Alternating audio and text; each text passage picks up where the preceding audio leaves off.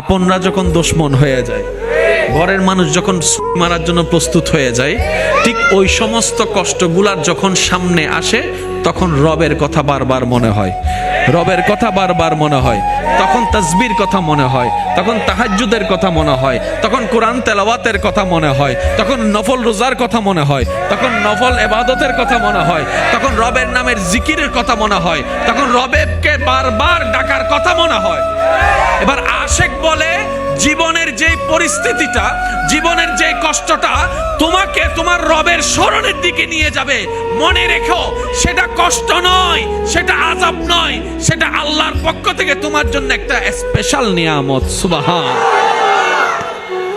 আল্লাহ আমাদেরকে নিয়ামতের কদর করার তৌফিক দান করুন। কি বলেছিলাম? সব কষ্ট কষ্ট নয়, কিছু কষ্ট নিয়ামত।